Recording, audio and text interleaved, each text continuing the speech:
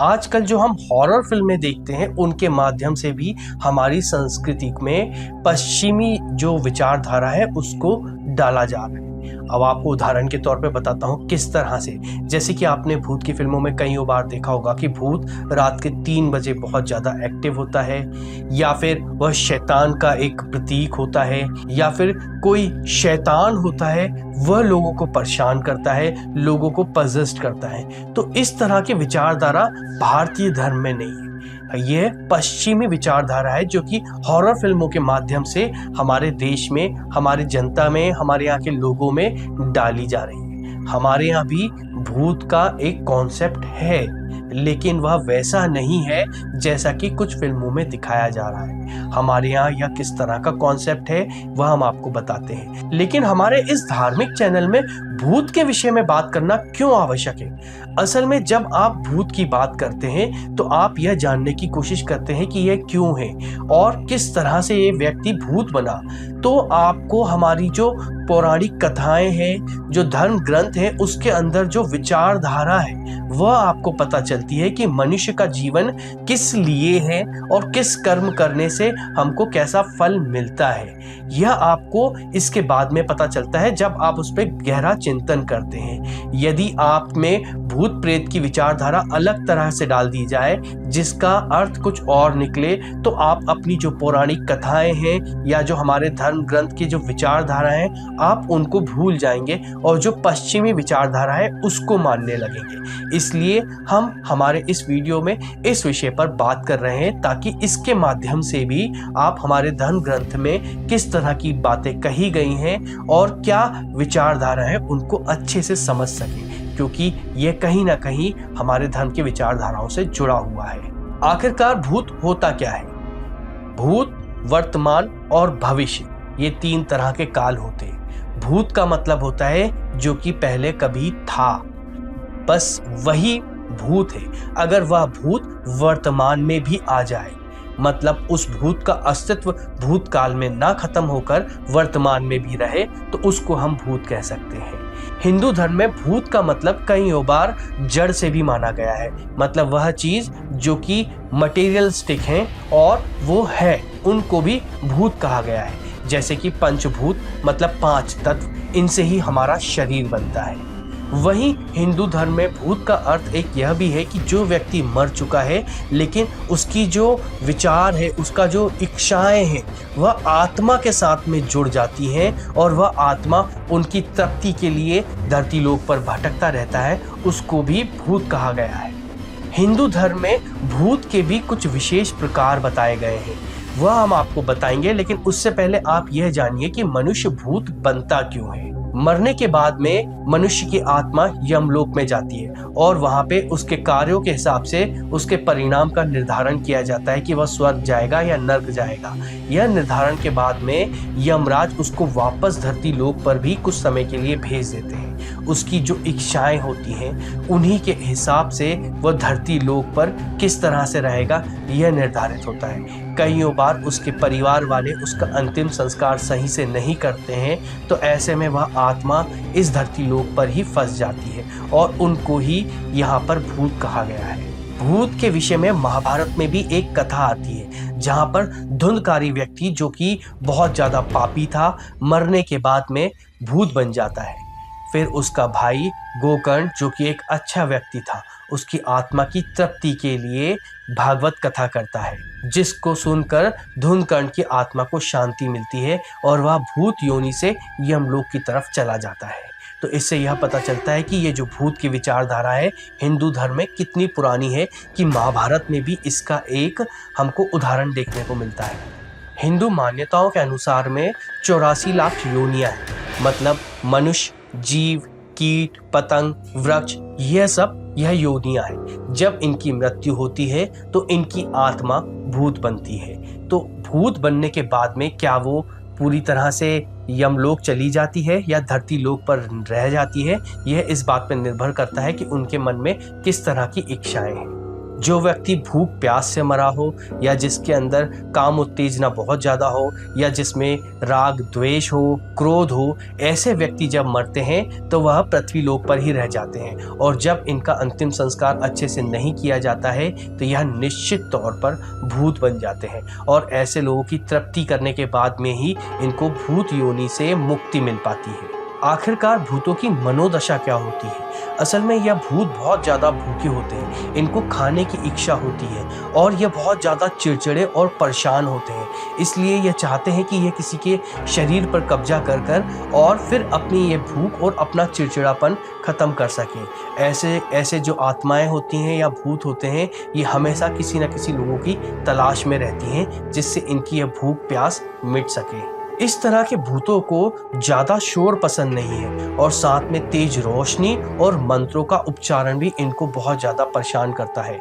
इसलिए ये भूत इनसे दूर रहना पसंद करते हैं, या फिर उस घर में रहना पसंद करते हैं जिस घर में इस तरह की चीज़ें नहीं होती हैं, जहाँ प्रकाश ज़्यादा नहीं होता है, जहाँ लोग बाग ज़्यादा बात करना पसंद नहीं करते हैं, शांत रहते हैं, या फिर जो बहुत ज़्यादा दुखी और डिप्रेशन में रहते हैं। ऐसे परिवार में, ऐसे घर में यह भूत रहना ज़्यादा पसंद करते हैं। इसके अलावा इन भूतों को शांत जगह ज़्यादा पसंद है, जैसे कि वह जंगल में रहते हैं या किसी दूर पेड़ पर रहते हैं जहाँ पर उनको कोई ज़्यादा परेशान ना करे।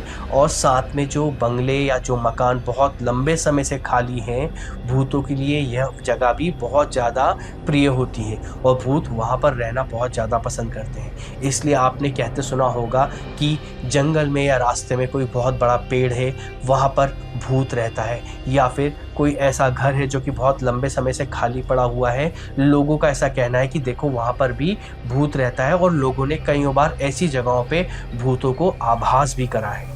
भूत अदृश्य होते हैं, ये वायु से बने होते हैं, इसलिए कहते हैं ना कि हवा को भी बोलते हैं, और कई बार इन भूतों को भी हवा कहा जाता है। कुछ लोग कहते हैं कि देखो वह हवा के फेर में आ गया, इसका मतलब उस पर भूत का असर हो गया है। तो भूत हवा के बने होते हैं, और आयुर्वेद के अनुसार इनमें 17 तत्व होते हैं, बस शरीर ही नहीं होता है। तो इसलिए यह भूत जो होते हैं 17 तत्व के बने होते हैं। इनमें स्पर्श करने के भाव तो नहीं होते हैं, लेकिन सुख दुख को महसूस करने के भाव पूरी तरह से होते हैं।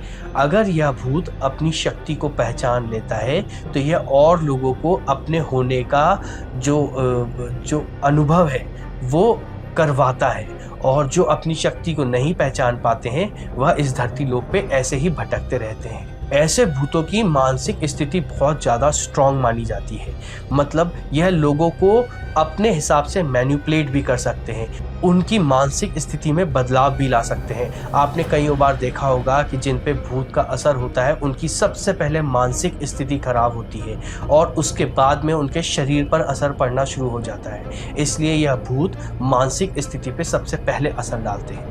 इन भूतों में कोई ठोसपन नहीं होता है, जैसा कि हमने आपको बताया कि इसमें वायु से बने होते हैं, इसलिए इस तरह के भूत पे किसी भी तरह की गोली का या किसी भी तरह के अस्त्र का कोई असर नहीं होता है। अगर आपको इन पे असर डालना है तो उसके लिए आप मंत्रों का उच्चारण करें या फिर तेज रोशनी करें। हमारे हिंदू धर्म में यही बताया गया है कि इन्हीं चीज़ों से भूत डरता है।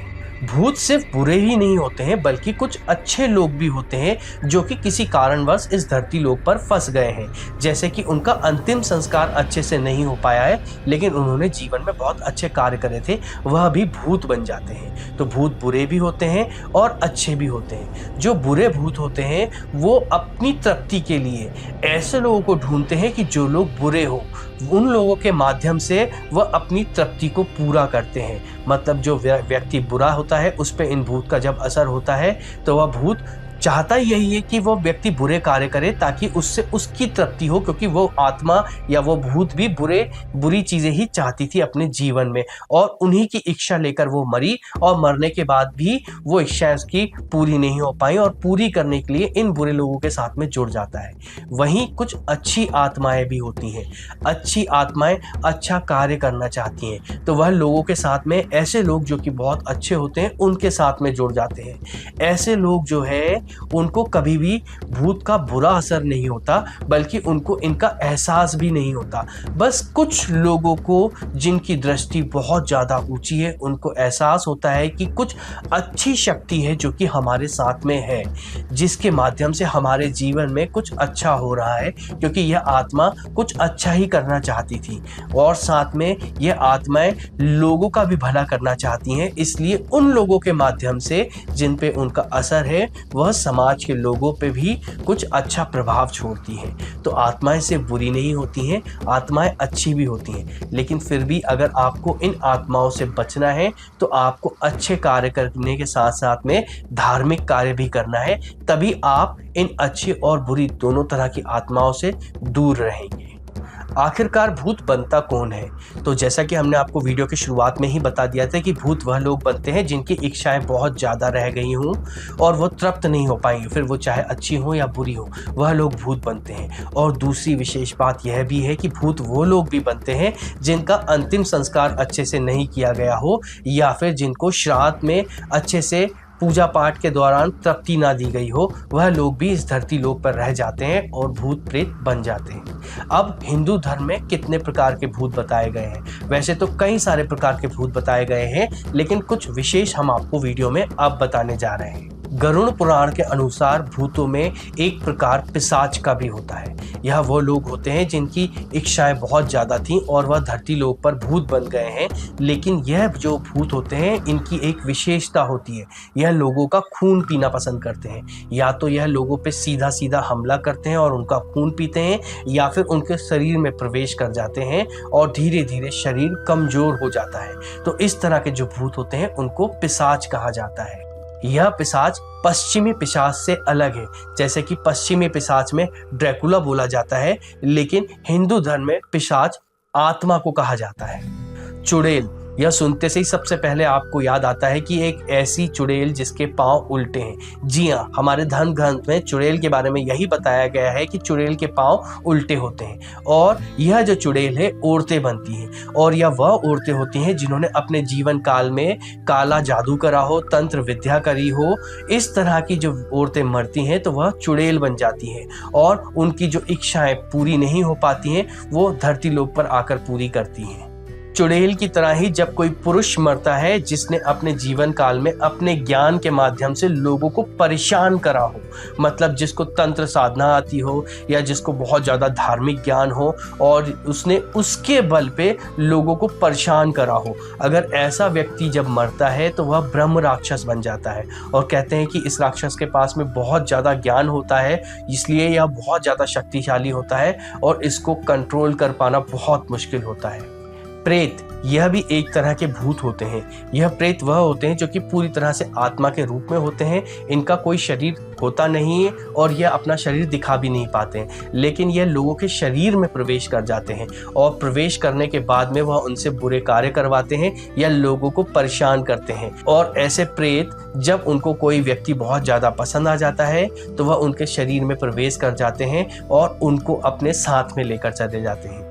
यह प्रेत बहुत ज़्यादा शक्तिशाली भी होते हैं। और एक होते हैं राक्षसी भूत। राक्षसी भूत वह होते हैं जो कि जीवन काल में लोगों को बहुत ज़्यादा प्रताड़ित करा हो, उन्होंने गरीबों को परेशान करा हो, कमज़ोरों को परेशान करा हो और लोगों का बहुत ज़्यादा शोषण करा हो। ऐसे लोग मरने के बाद में राक्षसी भूत बन जाते हैं और मरने के बाद भी यह लोगों को परेशान करते रहते हैं। ऐसे लोगों से बचने के लिए आपको भगवान का नाम लेना चाहिए, उनसे ही इनको डर लगता है और यह आपसे दूर रहते हैं। तो यह भूत और प्रेत से संबंधित हमारे धर्म ग्रंथ में क्या कहा गया है उस विषय में एक वीडियो था। अगर यह वीडियो आपको पसंद आया हो तो आप इस वीडियो को लाइक करें, अपने साथियों के साथ में शेयर करें और हमें कमेंट कर बताएं कि आपको और किस विषय पर वीडियो चाहिए। साथ में हमारे चैनल को सब्सक्राइब करें क्योंकि हमको इससे धर्म प्रचार में प्रोत्साहन मिलता है।